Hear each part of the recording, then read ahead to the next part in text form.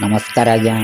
प्रकृतिर कोल अनेक एमती जीवंत औषधालय रही जहाँ विषय जानिले आमको आश्चर्य लगे।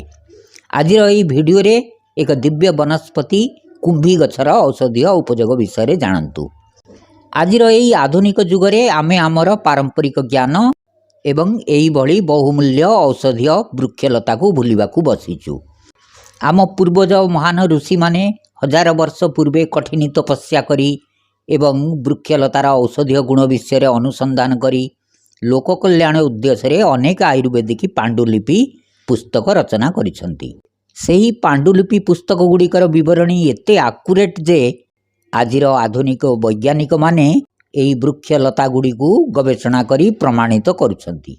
कुंभी गछ केवल जंगलर एक अंश नुहे बरं यह एक प्राकृतिक उपहार जहाँ आमको निरोग रखिबारे साहाय्य करे। यही गछटीर वैज्ञानिक नाम हेउची क्यारेया आर्बोरिया। ओडिया रे आमे एहाकू साधारणतः कुंभी बा कुंभा गछ बोली कहि थाउ। यह एक एपरी गछ जहार पत्र छाली फूल एवं फल सबकिछि चिकित्सा क्षेत्र में व्यवहार करा जाए।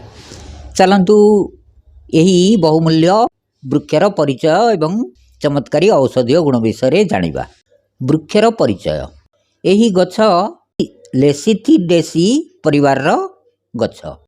यही परिवार गछ गुड़िक विशाल एवं शक्त होइथांती। यह एक बड़ पर्णमोची वृक्ष जहाँ प्राय 15 रु 20 मीटर पर्यंत उच्चा होता है। यार डाल मोटा एवं छाली बहुत रुक्ष रफ होता है। यार पत्र गुड़िक बहुत बड़ मोटा एवं चिकण होता है। शीत ऋतु शेष में यही पत्र गुड़िक लाल रंग धारण करती एवं झड़ी जाती। फूल गुड़िक बहुत बड़ धला एवं हलदिया रंगर मिश्रण। एथिरे अनेक गुड़िए केसर थाए जहाँ देखा बहुत आकर्षणीय। यही फूलरू एक विशेष प्रकार सुगंध आसी थाए। फूल झड़िबा परे एथिरे बड़ गोलाकार फल धरे। यह देखा पिजुली परी होता है। फलर चोपा मोटा एवं भीतर अंश मांसल होता है। विभिन्न भाषा रे यार नाम यार वैज्ञानिक नाम क्यारेया आर्बोरिया। इंग्लिश रे पाटना oak slow match tree wild गुहावा। ओडिया रे कुंभी बा कुंभा। हिंदी रे कुंभी पाकर। संस्कृत रे कुंभी बहुवृक्षा। औषधीय उपयोग। कुंभी गछर प्रत्येक अंश छाली पत्र फल फूल एवं चेर आयुर्वेदिक एवं आदिवासी चिकित्सा पद्धति व्यवहार करा जाए। त्वचा रोग पाई कुंभी गछर छाली चर्म रोग पाई अत्यंत लाभदायक। घा एवं क्षत सुखाइबा पाई छाली को सुखाई चूर्ण करी घारे लगाइले क्षत शीघ्र सुखी जाए एवं संक्रमण दूर हुए।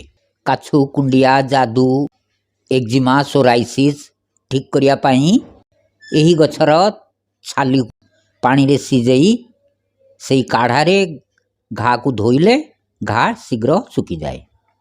श्वासक्रिया समस्या काश एवं कफ पाई कुंभी गछर फूल को चूर्ण करी महू सहित सेवन कले पुराना काश एवं छाती रे जमा होइतिबा कफ बाहरी जाए। यह आस्थमा रोगी पाई मध्य लाभदायक। पेट संबंधी रोग झाड़ा एवं ग्रहणी यार फलर चूर्ण को बाटिकरी सेवन कले झाड़ा रोग रे उपशम मिले। पेट जंत्रणा भल हुए।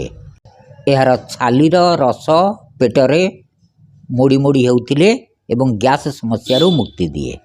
आंटी इन्फ्लेमेटरी गुण गंठीवात आर्थराइटिस पाई कुंभी गछर पत्र को उषुम करी गंठी जंत्रणा हेउथिबा जागारे बांधी देले तुरंत आराम मिले।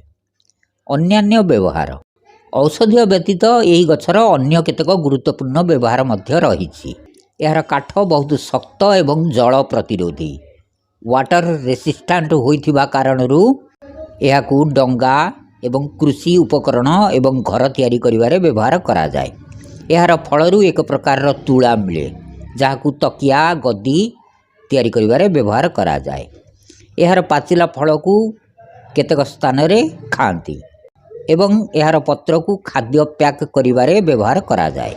सतर्कता जदिओ कुंभी गछ एक चमत्कारी प्राकृतिक उपचार किंतु कौनसी भी औषधीय व्यवहार करने पूर्व जड़े योग्य आयुर्वेदिक डाक्तर परामर्श नेबा जरूरी। छाली किंबा फलर अत्यधिक सेवन पेटरे असुविधा सृष्टि करिपारे।